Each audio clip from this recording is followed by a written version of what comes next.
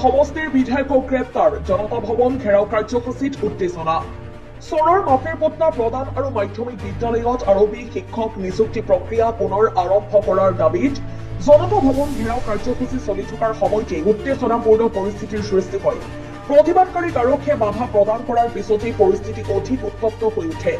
এই ঘটনাৰ মাজতেই চেঙা সমষ্টিৰ বিধায়কক আৰক্ষীয়ে গ্ৰেপ্তাৰ কৰে, যি সংবাদ মুহূৰ্ততে ভাইৰেল হৈ পৰিছে। স্থানীয় ৰাইজৰ অভিযোগ, চৰকাৰী নীতিৰ বিৰুদ্ধে শান্তিপূৰ্ণ প্ৰতিবাদ চলাই থাকোতে আৰক্ষীৰ কঠোৰ ব্যৱস্থা গ্ৰহণে গণতান্ত্ৰিক অধিকাৰৰ উলংঘন কৰিছে।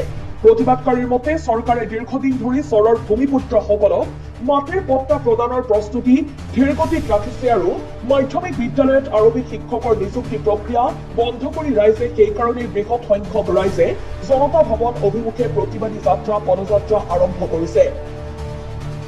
আৰক্ষীৰ বাধা সৃষ্টিৰ পিছত পৰিস্থিতি নিয়ন্ত্ৰণৰ বাহিৰলৈ গৈ পৰে, ফলত বিধায়কক আটক কৰি আৰক্ষীয়ে লৈ যায়।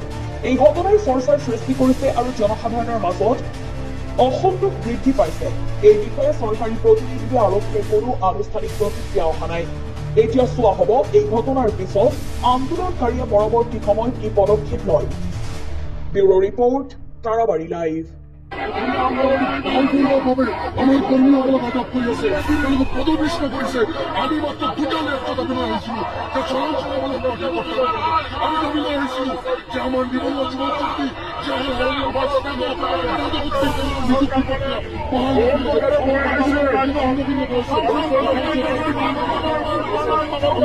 কৰ্মীসকলক চিলাই চিলাই ৰাখা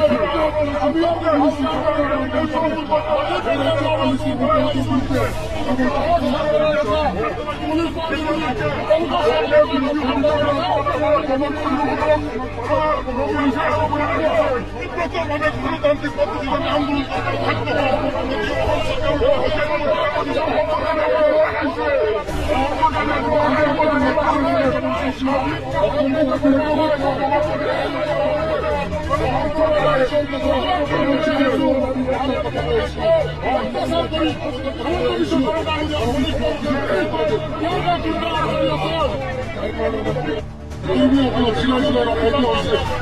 হৈছে পানী আহিবলগীয়া এই ধৰণৰ গণতান্ত্ৰিক আন্দোলন প্ৰক্ৰিয়া বিজ্ঞান দিছো তীব্ৰভাৱে নিন্দা কৰিছে।